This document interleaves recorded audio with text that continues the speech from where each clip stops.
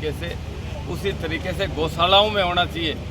कोई टेंट की आवश्यकता नहीं, किसी मैदान की आवश्यकता नहीं, कोई बहुत बड़े खर्चे की आवश्यकता नहीं। यहाँ गौ माता का आशीर्वाद लेकर अगर वर वधू को यहीं से अनावश्यक खर्चे कम कर दिए जाएं तो मेरी समझ में समाज में इस तरह की रीति नीति, इस तरह के दिखावा हो गया कि लोग भले ही उधार लेके किसी से उधार लेके ब्याह शादियों में खर्चा करते हैं। नमस्कार, मैं रतन सिंह खबरी मीडिया चैनल पर आपका बहुत बहुत स्वागत है। फिलहाल मैं झुंझुनू के चनाना गौशाला में मौजूद हूं। यहां पर प्रोग्राम चल रहा है। प्रोग्राम में बबलू जी चौधरी भी आए हुए हैं और भी काफ़ी लोग यहां पर मौजूद हैं, तो उनसे बातचीत करेंगे और सारी जानकारी लेंगे। वीडियो में लास्ट तक बने रहिए। चैनल पर पहली बार आए हो तो चैनल को सब्सक्राइब कर लीजिए और वीडियो को शेयर करना बिल्कुल ना भूलें ताकि जानकारी सब लोगों तक पहुँच सके।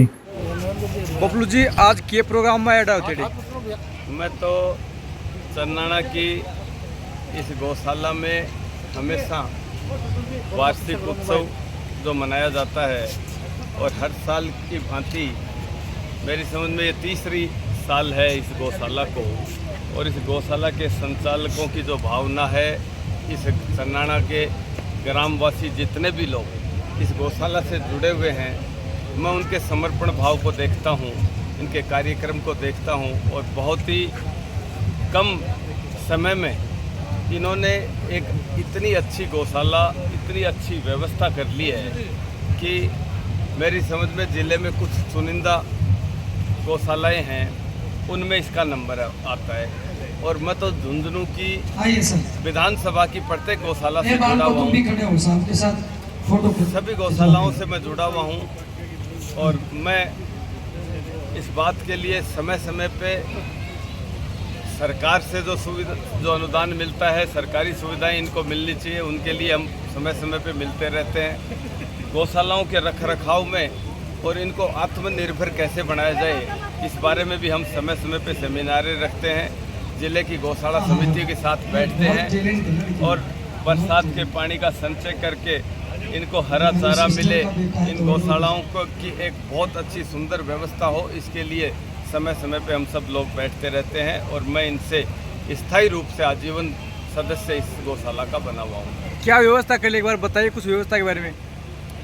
व्यवस्था तो जैसे ये हमारे किसानों की भी पहले बहुत बड़ी समस्या थी कि प्रत्येक गांव में ये गायें, ये नंदी, इनसे लोग बाग परेशान थे और उससे निपटने के लिए कई लोग बाग जिनको हमारे धर्म ग्रंथों की जानकारी नहीं है या जो सिर्फ इसी बात का ध्यान में रखते हैं कि ये हमारे फसल को ख़राब कर देती हैं, तो इनके साथ ऐसा व्यवहार भी किया जाता था। तो हमारे किसानों को भी इसका फ़ायदा मिला है और गायों की सेवा भी हो रही है। यहाँ गायों को नहलाने से लेकर उनको रोज़ाना ताज़ा चारा भी, हरा चारा भी यहाँ दिया जाता है। यहाँ इनको जिस तरीके की सुविधाएं मिल रही हैं और अच्छी किस्म की जो गायें हैं, जो हमारी देसी गायें हैं, उनको प्रजनन करवा के हम ये प्रेरणा भी देना चाहते हैं कि विदेशी गायों को हम क्रॉस नहीं करवाएं और हमारी अच्छी ब्रीड की जो पुरानी गायें हैं उनको क्रॉस करवा के उनसे हम एक अच्छी नस्ल खड़ी करके वापस हमारे समाज में स्वदेशी को अपनाना चालू करें। गाय आज भी आवारा घूम रही है सर, उसके लिए कोई कार्रवाई होगी क्या? मतलब आवारा घूम रही है उनकी, हमारी तो यही है कि हम प्रेरणा देते हैं समय समय पे कि प्रत्येक गांव में अगर गौशाला हो जाए तो एक दूसरे गांव की गौशालाएं डालने की आवश्यकता नहीं। आज चन्नाना की गौशाला चन्नाना ग्राम पंचायत के लिए किसी भी आदमी के लेके आने के ऊपर उनके लिए मना नहीं है। यहाँ उनको लेना पड़ेगा और उनकी व्यवस्था ये अपने आप देखेंगे। उसी तरीके से हम ये चाहते हैं कि प्रत्येक झुंझुनू विधानसभा में तो कम से कम 35 ग्राम पंचायतें सब में गौशालाएँ होनी चाहिए और पिछले कुछ दिनों से हमारी 17-18 पंचायतों में गौशालाएँ खुल भी गई हैं। इस वीडियो के माध्यम से आप क्या संदेश देना चाहोगे? मैं तो संदेश ये देना चाहूँगा कि आजकल मशीनी युग आ गया, हम हमारे बच्चों को ये चाहते हैं कि वो किसी तरीके से भी पैसे कमाए, वो ये बन जाए वो बन जाए, लेकिन हमारे जो समाज की परंपराएं थी, जो हमारे धर्म ग्रंथों में ये कहा गया था कि गौ की सेवा, गौ का दान एक बहुत बड़ी सेवा, बहुत बड़ा दान माना जाता था, उसको हम भूल रहे थे।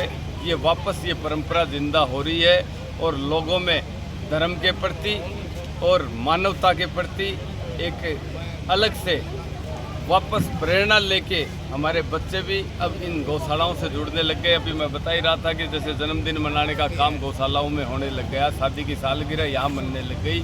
और मैं तो कहता हूँ शादी ब्याह एक बहुत साधारण तरीके से जो हमारे देश का जो खान पान था देसी तरीके से, उसी तरीके से गौशालाओं में होना चाहिए।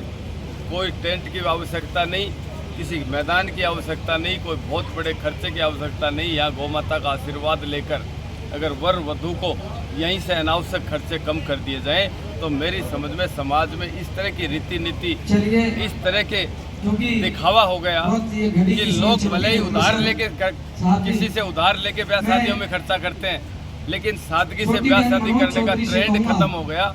तो मैं तो ये चाहता हूँ कि ब्याह शादियाँ भी आने वाले समय में गौ माता के आशीर्वाद से गौशाला में सामूहिक विवाह या एक अकेले विवाह भी अगर हों तो समाजों के लोग यहाँ से प्रेरणा लेके जाएंगे, अनावश्यक खर्चे खत्म हो जाएंगे। धन्यवाद सर। दौड़ भरे जीवन में कहीं न कहीं उन परिवारों का प्रोटेक्शन कर रही है ये गाय। गौ माता से जुड़ के रहना हमारे धर्म ग्रंथों में लिखा हुआ है कि उससे बड़ा कोई धर्म नहीं हो सकता है, उससे बड़ी कोई सेवा नहीं है।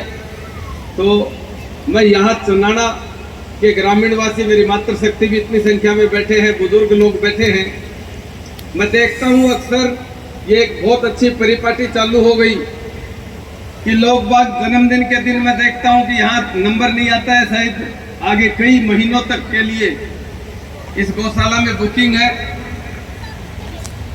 ये प्रेरणा इस गौशाला से लेके और बाकी की गौशालाएं भी संचालित करने में, उनके रखरखाव में हमें कोई समस्या नहीं आएगी।